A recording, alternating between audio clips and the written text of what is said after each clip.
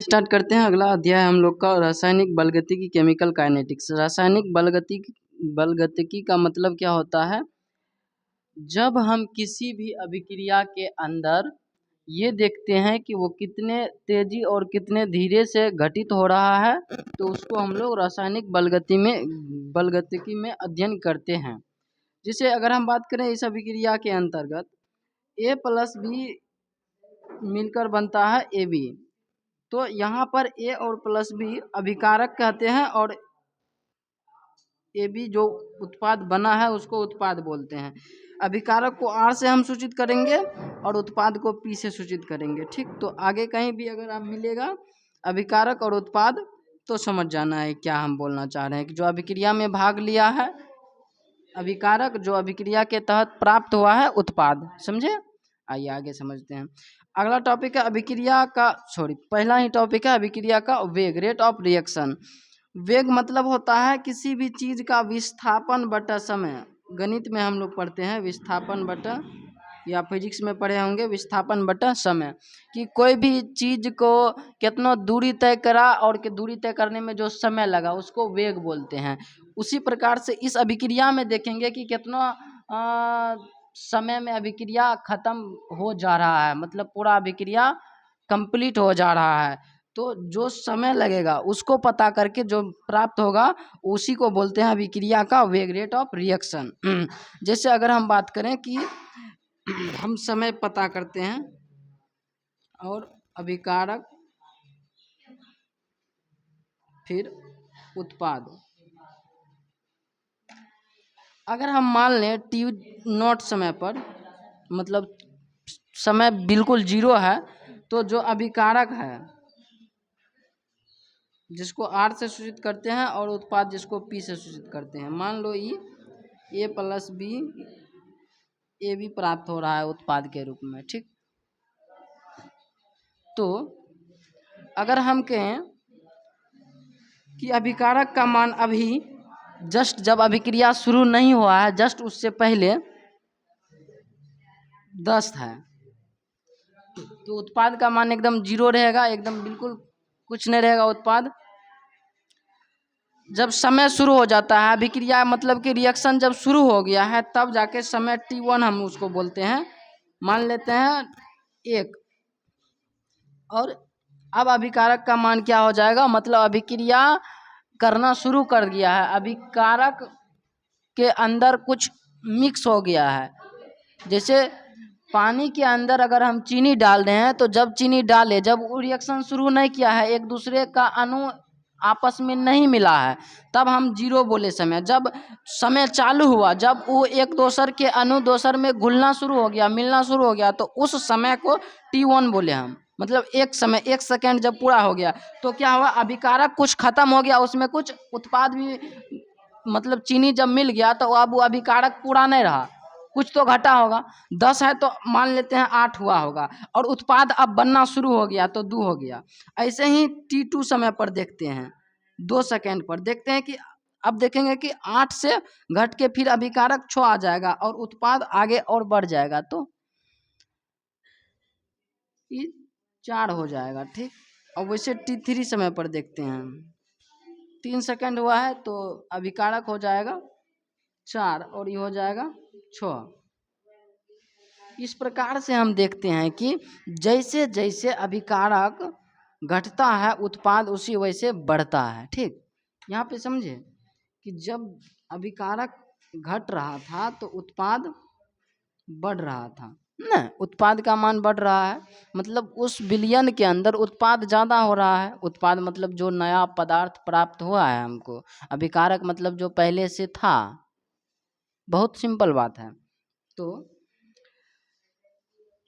अगर हमको जैसे मान लो कहा जाए T1 और इसको मान लेते हैं T2, जिसको हम T1 मानेंगे उसके ठीक आगे वाले को हम मानेंगे R1, और जिसको T2 मानेंगे उसके मान को उस समय पर के मान को मानेंगे R2, और उसके ठीक आगे वाले को मानेंगे P, तो P1, और उसको R2 के सामने वाले को मानेंगे P2। समझे? ठीक। चलिए अब हम लोग का टॉपिक ये है कि अभिक्रिया का वेग कैसे ज्ञात करेंगे। किसी भी अभिक्रिया का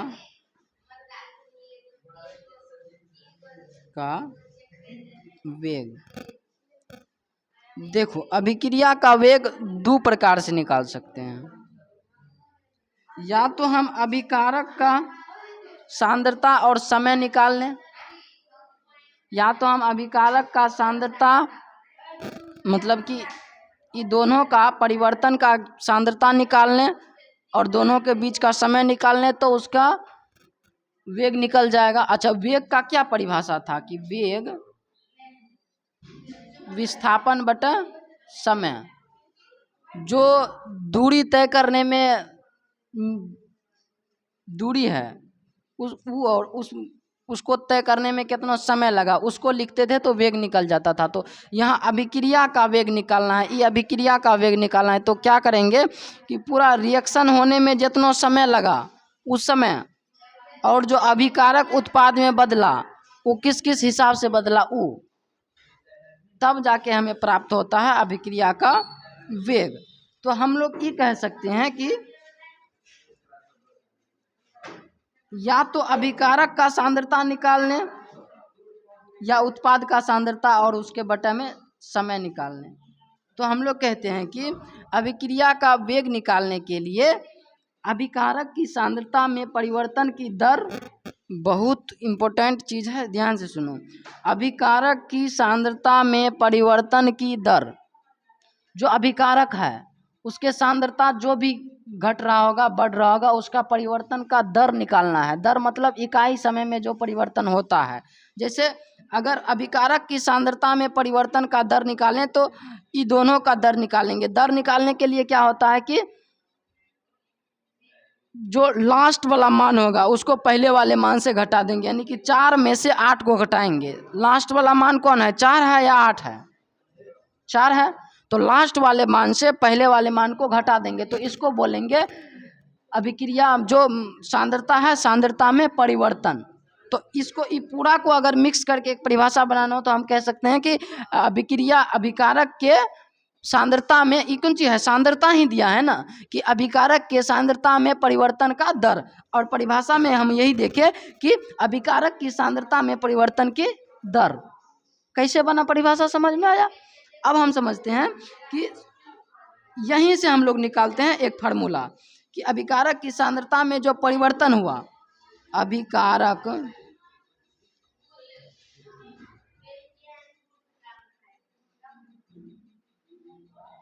की सांद्रता में परिवर्तन,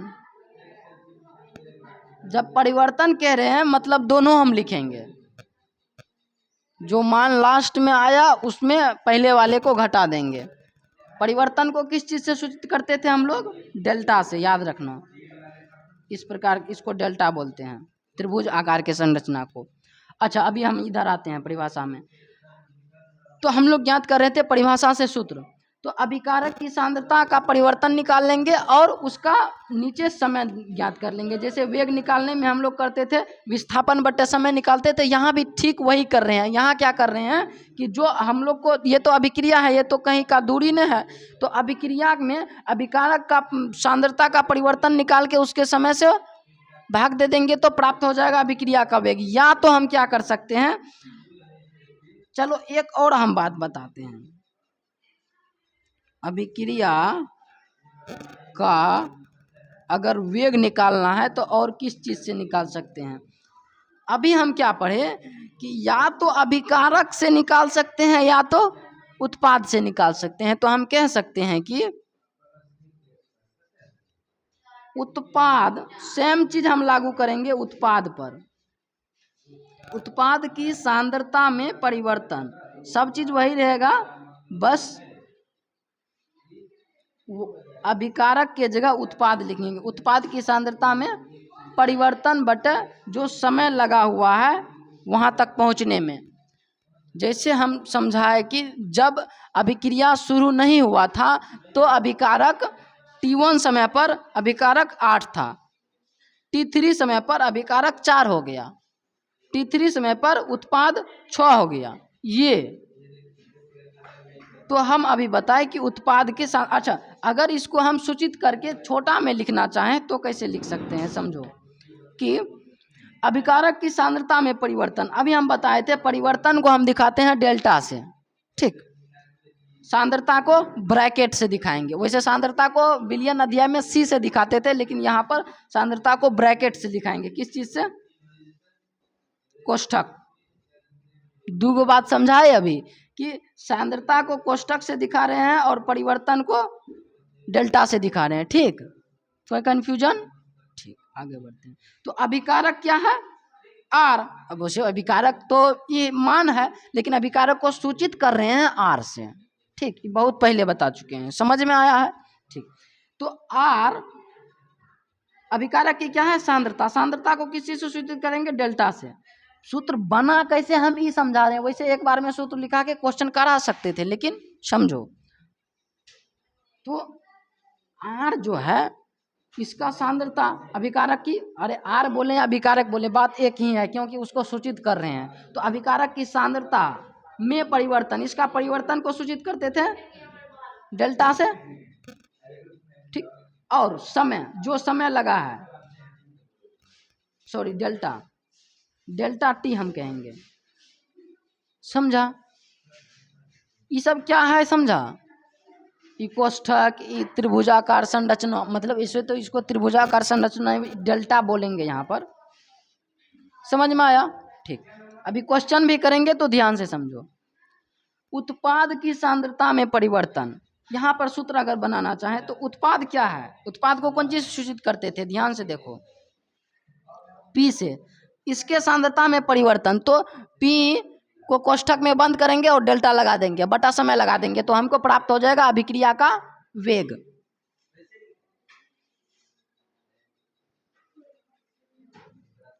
तो उत्पाद की सांद्रता, उत्पाद P, सांद्रता मतलब कोष्ठक, परिवर्तन मतलब डेल्टा, बहुत सिंपल, बट समय यानी कि T, परिवर्तन यानी कि डेल्टा। अच्छा, तुमको लग रहा होगा कि समय में परिवर्तन नहीं है, लेकिन समय में तो परिवर्तन है। जब दो चीज को हम निकालेंगे तो उसमें भी तो परिवर्तन देखेंगे, तो इसलिए समय का भी परिवर्तन है। हाँ, हम यहाँ परिभाषा में नहीं लिखते हैं, लेकिन यहाँ पे लिखते हैं, एनसीईआरटी पढ़ोगे तो पता चलेगा। ये बात समझ में आया कि अभिक्रिया का अगर वेग निकालना है, सॉरी हाँ, अभिक्रिया का अगर वेग निकालना है तो या तो हमें अभिकारक का वेग निकाल लें या तो उत्पाद का वेग निकाल लें, हमें वेग प्राप्त हो जाएगा। आइए एक क्वेश्चन करते हैं, यहीं से एक क्वेश्चन करते हैं। इसको और कैसे लिख सकते हैं? डेल्टा, अच्छा डेल्टा मतलब तो ये परिवर्तन हो गया, तो या तो हम इसको R2 लिख लें, R2 कोष्ठक माइनस R1 कोष्ठक बटा T2 माइनस T1, समझा? ठीक है, समझाई कैसे आया? क्योंकि ये डेल्टा का मतलब क्या होता था, अभी क्या बार बोल दिए, डेल्टा का मतलब क्या है? परिवर्तन। तो जो परिवर्तन, किस में परिवर्तन? जो भी मान हमको दिया जाएगा उसमें परिवर्तन, और समय में परिवर्तन, समझा? और उत्पाद में भी वही करेंगे। P2 कोष्ठक, कोष्ठक क्यों दे रहे हैं? क्योंकि सांद्रता है, माइनस P1 कोष्ठक बाय T2 माइनस T1, और हमें प्राप्त हो जाएगा अभिक्रिया का वेग उत्पाद से। लेकिन एक अति हो जाता है, अभिक्रिया का वेग जो घट रहा है ना, तो इसको माइनस में दर्शाएंगे। जब अभिक्रिया का वेग से के सूत्र से निकालेंगे तो माइनस एक्स्ट्रा लगा देंगे इसमें, ठीक, क्योंकि ये घट रहा है, ये बढ़ रहा है, तो इसमें प्लस लगा देंगे। ऑलरेडी प्लस इसमें पहले से है, समझे? ठीक, अब हम तुमको यहां से अगर बोलें कि T1 और T2 का इस अभिक्रिया के द्वारा अभिक्रिया का वेग ज्ञात करने, तो कैसे ज्ञात करेंगे? आइए समझते हैं। अगर इस अभिक्रिया में देखें कि T1 क्या है, तो 1 है T1, और T2 क्या है, तो 3 है। R1 क्या है तो 8 है, R2 क्या है 4 है। हम अभिकारक से पहले ज्ञात कर लेते हैं।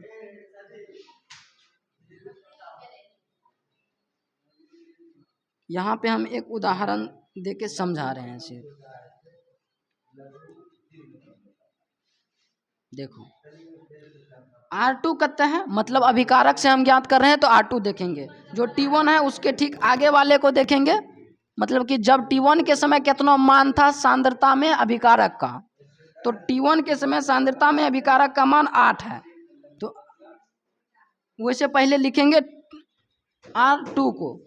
तो R2 में T2 के समय R मतलब अभिकारक का मान कितना है 4, ठीक। और R1 माइनस R1 कहता है 8 बटा T2 माइनस T1 कहता है 3, T1 1, T2 3 माइनस 1। पहले से भी एगो माइनस लगाना है कोष्ठक के पहले, ठीक। तो 4 में से 8 घटेगा तो हो जाएगा -4 बटे, पहले से भी एक माइनस है, बटे 3 में से 1 जाएगा 2, -2 दूनी 4, माइनस गुना माइनस प्लस 2, समझे। ये तो कैलकुलेशन था।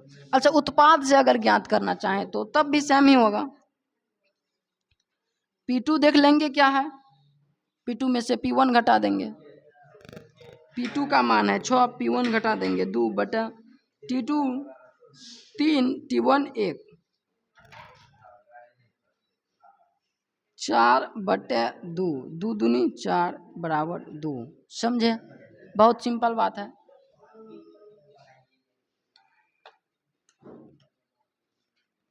तो हम क्या किए, देखो या तो हम अभिकारक से ज्ञात कर लें या तो उत्पाद से ज्ञात कर लें, वेग दोनों से ज्ञात हो जाएगा। और कुछ बात का भी ध्यान रखना पड़ता है, क्या बात है समझते हैं।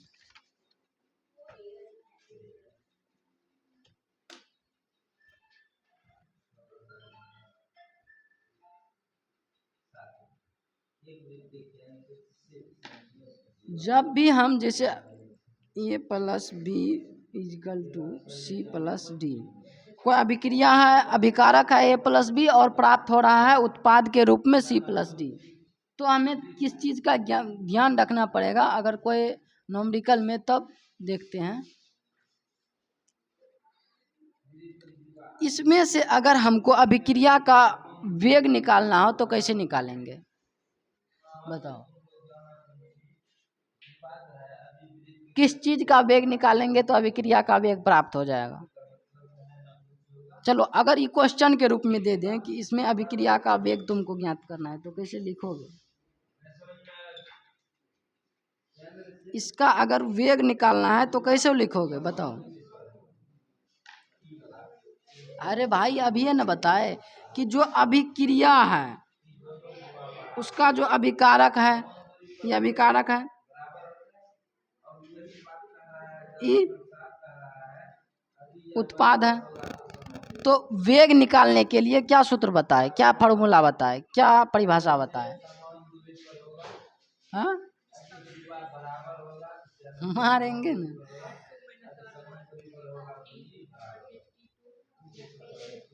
ठीक है वो तो थी बताए ना, लेकिन क्या मतलब परिभाषा में क्या कह सकते हैं कि या तो अभी कोनो एगो अभिकारक का निकाल लें या तो उत्पाद का निकाल लें। सिर्फ ए का निकाल लेंगे तो भी हमको पता चल जाएगा कि वेग क्या है, सिर्फ बी का निकाल लेंगे तो भी पता चल जाएगा, सिर्फ डी का निकाल लेंगे तो भी पता चल जाएगा, किसी का भी एक का अगर निकाल लें तो हमको पता चल जाएगा।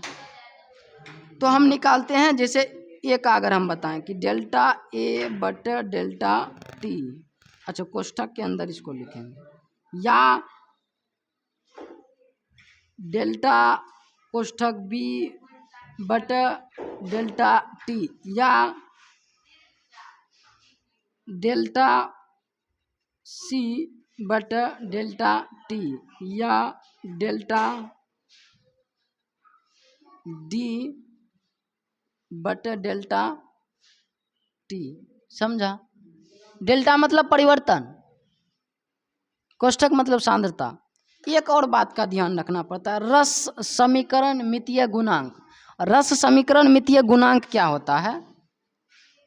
इसके बगल में जो संख्या रहेगा, जैसे ए हम कह दें, इसको बी हम कह दें, इसको भी कुछ कह दें, जैसे हम मान लें 1 2 4 6, कुछ भी इसके जो पास में संख्या होता है, 10th में पढ़ा होगा, संतुलित करने के लिए जो समीकरण के पहले लगाया जाता है उसी को हम लोग बोल रहे हैं रस समीकरण मितीय गुणांक। ठीक, समझा कि रस समीकरण मितीय गुणांक क्या है? तो हम कह सकते हैं कि अभिक्रिया, उदाहरण के तौर पर अगर हम एक अभिक्रिया लिए और यहाँ पर उत्पाद लिए, तो जो अभिक्रिया में यहाँ पहले लिखा गया है उसको रस समीकरण मितीय गुणांक बोले। और इसका ध्यान रखना पड़ेगा क्योंकि बाद में जो सूत्र हमको बनेगा इसमें भी रस समीकरण मितीय गुणांक हमको लिखना पड़ेगा। 1/2, 1/4, इस पे अगर आधारित लिखें 1/6, क्योंकि डी के पास 6 है तो 1/6 हो जाएगा, सी के पास 4 है तो 1/4 हो जाएगा। समझ में आया क्या कहना चाहते हैं हम? नहीं समझ में आया? जो रस समीकरण मितीय गुणांक है उसको हम अनुपात में लिखेंगे वेग निकालने के समय। इतनोटा तो पहले से हमको पता है ना। अब जो रस समीकरण मितीय गुणांक आएगा, जो भी मान हमें क्वेश्चन में दिया रहेगा उसको हम लिख देंगे इसके अनुपात में। समझा? जैसे 1 है तो 1 नीचे में लिखेंगे 1, अब ऊपर में कुछ ना है तो वैसे 1 दे देंगे। 2 है तो नीचे में 2 लिखेंगे, ऊपर में 1, 1/2, वैसे ही 4 है तो 1/4। समझा? ठीक, तो किन चीज़ों का हमको ध्यान में रखना पड़ेगा उन चीज़ों को हम लोग एक बार पढ़ लेते हैं। अभिक्रिया का वेग ए से या बी से या सी से या डी से, अगर हमको कोई अभिक्रिया मान लो ये दिया है, इसमें हम अगर वेग ज्ञात करना है तो या तो ए से या तो बी से या तो सी से या तो डी से, किसी भी चीज़ से एक चीज़ से अगर निकालने तो हमें अभिक्रिया का वेग पता चलेगा या नहीं? चल जाएगा। कोनो एगो चीज़ से निकालेंगे तो पता चल जाएगा।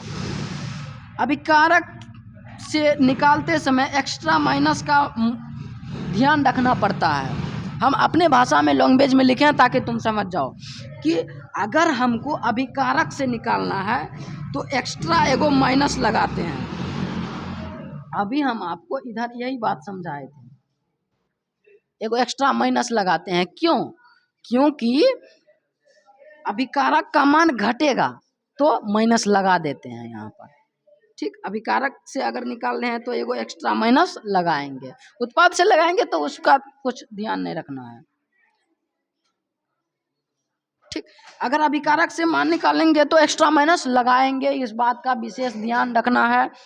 लिखते समय रस समीकरण मितीय गुणांक का भाग लगाना मत भूलना है। समझे कि जो रस समीकरण मितीय गुणांक है ई, इससे हमको भाग लगाना मत भूलना है। भाग में रस समीकरण मितीय गुणांक को लिखना ही पड़ेगा, तब हमको प्राप्त होगा वेग। ठीक, तो अभी हम बताएं कि ए बी सी डी किसी भी चीज से वेग ज्ञात कर सकते हैं। ठीक, यहाँ इक्वेशन 1 2 3 4 में किसी को भी यूज करे वेग सेम ही आएगा, नहीं सेम आएगा। देखो अगर हम इससे ए से वेग निकालें तो जो जैसे मान लो 2 वेग आया, बी से वेग निकालें तो क्या 4 आ जाएगा? जो है ए से किसी भी से निकालें तो हमको वेग प्राप्त हो जाएगा और उतना ही प्राप्त होगा जितना एक चीज से प्राप्त होगा, सभी से। तो हमें अगर वेग निकालना हो, अब किससे वेग निकालना है, ये चारों में किससे वेग निकालना है इसका पता तब चलेगा जिसका क्वेश्चन में मान दिया रहेगा। अगर मान लो कोई सी का मान सांद्रता दिया है तो उससे ना निकालेंगे जी, इसीलिए किसी से भी निकाल सकते हैं, जिसका क्वेश्चन में मान दिया गया हो उससे निकाल लेंगे। ठीक, तुम समझा?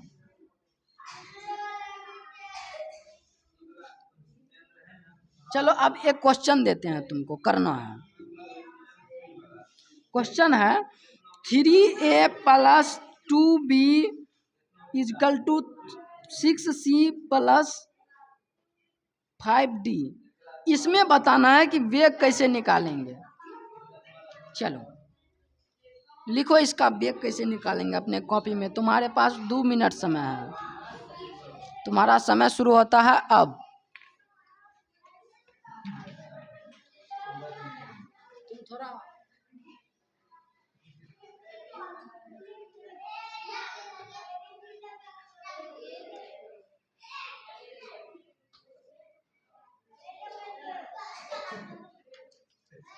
थ्री ए प्लस 2b से बनता है 4c 6c प्लस 5d।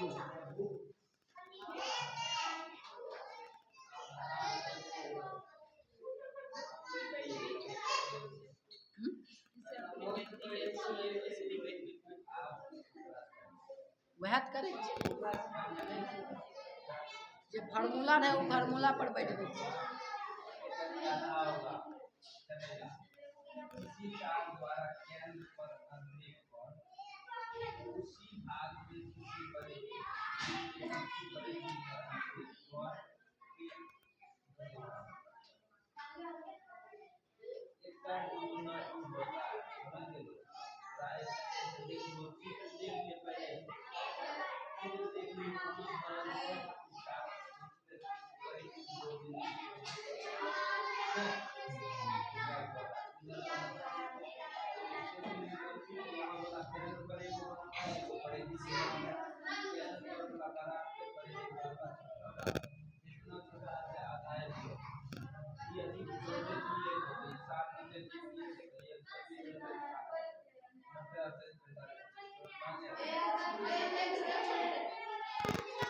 हो गया।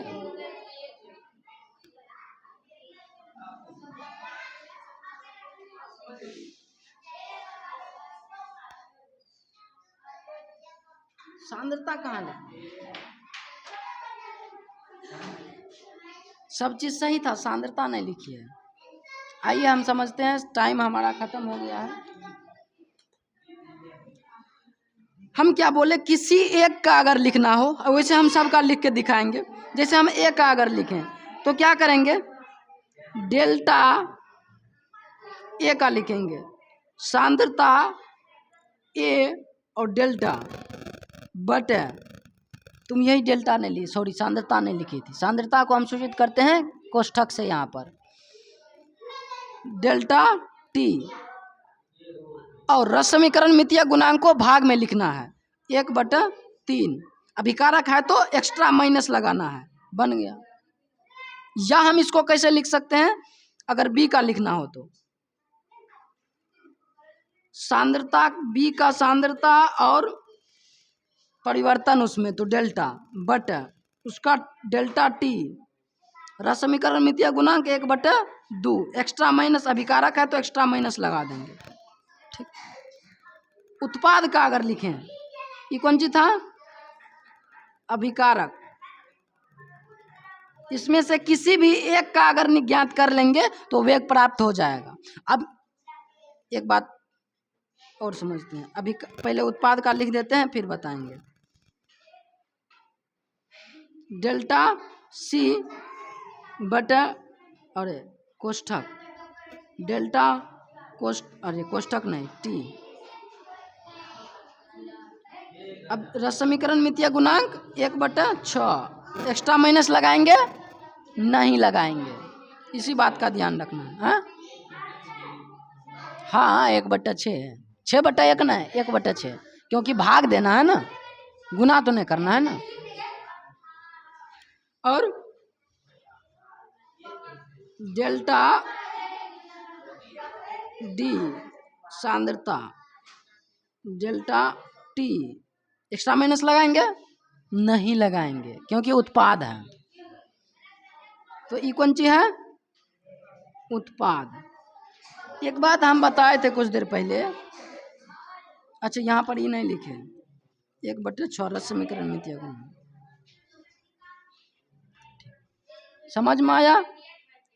अगर हम इसमें से किसी भी एक का, चारों में किसी भी एक का ज्ञात कर लें तो क्या हमको वेग प्राप्त हो सकता है। अरे यार यही तो बता रहे हैं, कोनो एक का अगर वेग निकालने तो वेग प्राप्त। अब किसका निकालेंगे इसका निर्धारण करेगा कि क्वेश्चन में कौन सा सांद्रता दिया है। मान लो कि इसका बी का सांद्रता अगर हमको दिया है तो बी के सूत्र से निकालेंगे। सबका सूत्र तो पता चल गया ना। ठीक, क्या आप इस पे क्वेश्चन कर सकते हैं? ठीक, सूत्र बनाना आ गया कि कैसे सूत्र बनाते हैं हम। ठीक,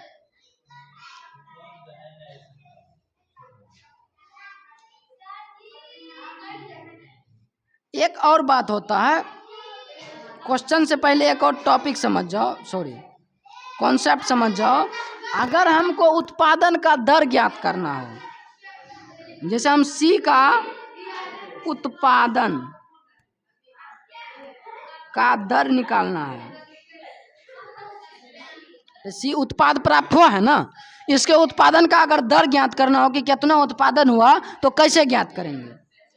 जो सी है उसमें से रस समीकरण मितीय गुणांक को हटा दें तो जो ई प्राप्त हुआ है इसको हम लोग बोलेंगे उत्पादन का दर।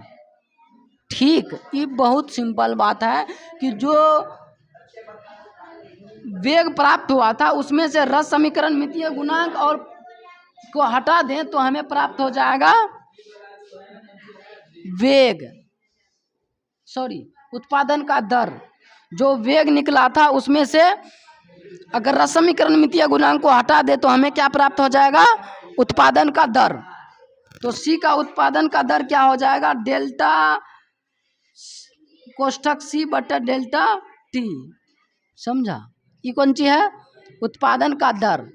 अच्छा, अगर हम इसी क्वेश्चन को कुछ और टाइप से बोले कि ए का घटने का दर, घटने का दर।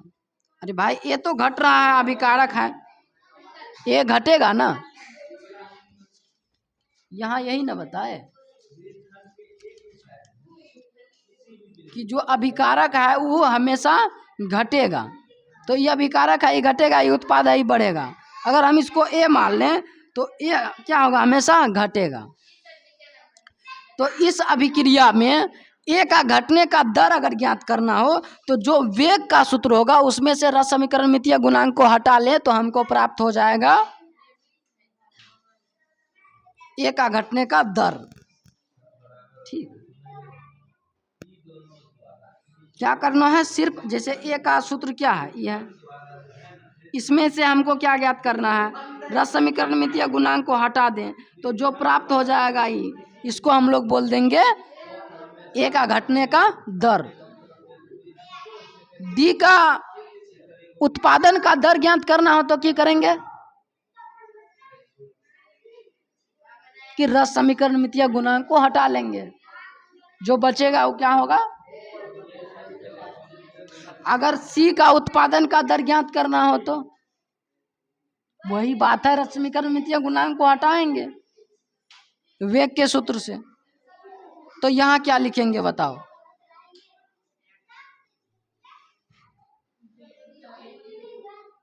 डेल्टा कोष्ठक ए बटे डेल्टा टी, और कुछ माइनस चचा लगाएगा, खाली रस समीकरण मितीय गुणांक को न हटाने बोले, माइनस हटाने तो नहीं बोले। क्या माइनस इसमें नहीं था, है तो चबा गई, समझे, हैं? हाँ तो बाद में, अरे समझाए तो बाद में तुमको दिए, लेकिन देंगे एक साथ ही लगाएंगे। तो क्या ए उत्पाद है, तो ए का नाम लिखे हैं, सी में तो नहीं लिखे। सी उत्पाद था तो सी में माइनस लिखे नहीं ना, समझे।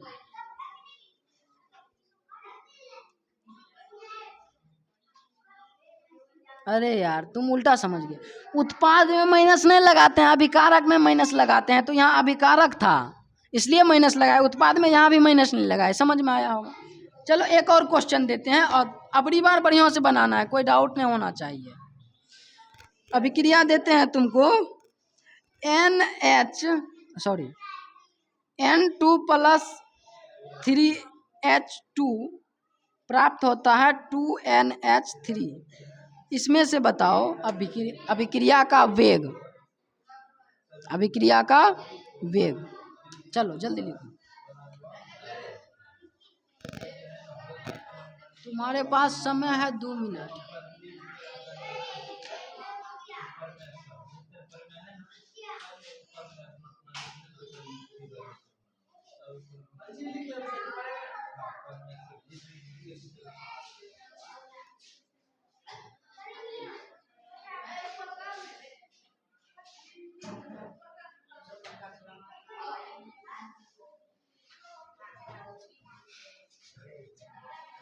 मतलब तुम लोग को हम बुड़बक लग रहे हैं, पंखा नहीं चला के बैठे हैं।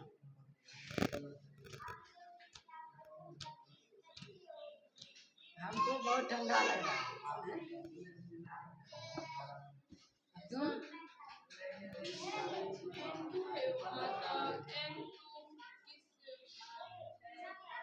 की कुछ नहीं है तो एक लगा देंगे।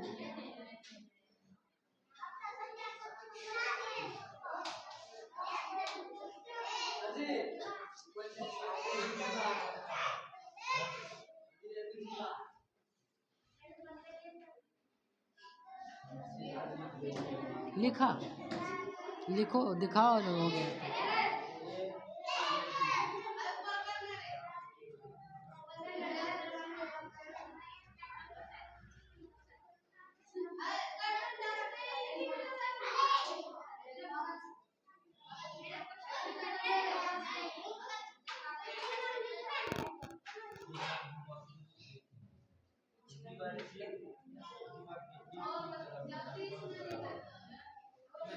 टाइम खत्म होता है और दिखाओ।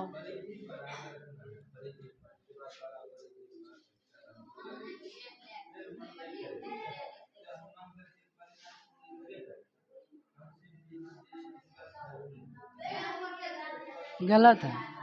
ये प्लस लगाने का क्या जरूरी है? कोनो एक का बैग न निकालेंगे जी।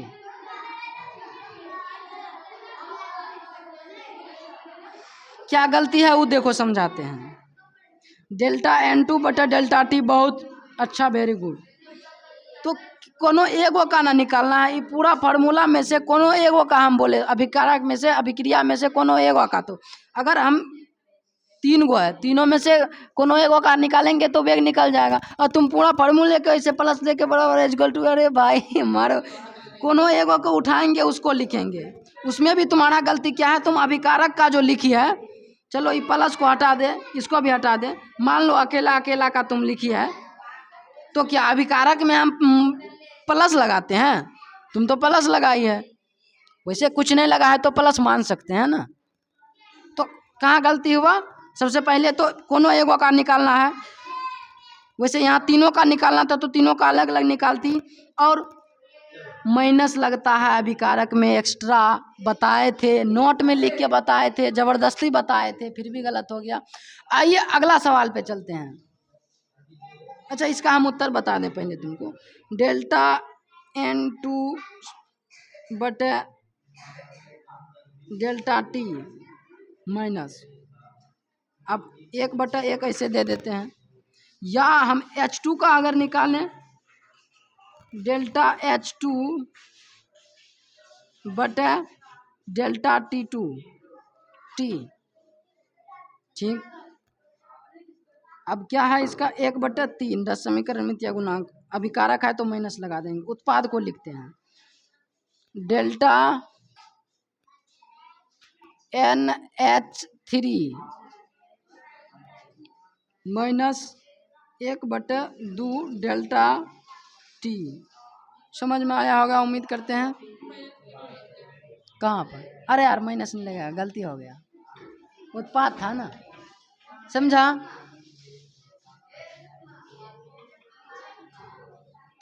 अच्छा, एक क्वेश्चन देते हैं यहाँ पर। अब तुम हमको बताओ,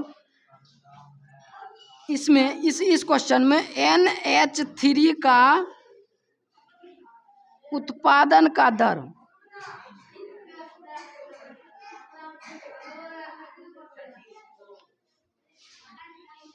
क्वेश्चन नहीं लिखना है, सिर्फ आंसर लिखो ना।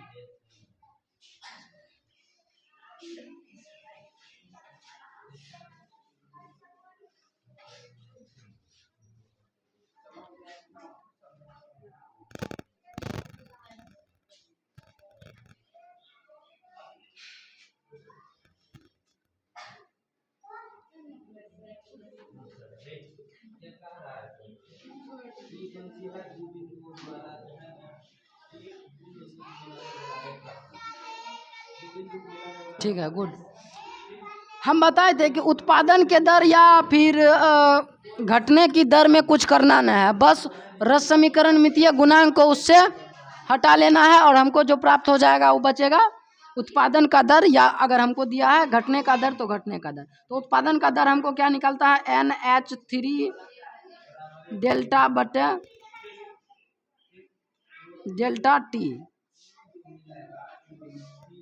अरे यार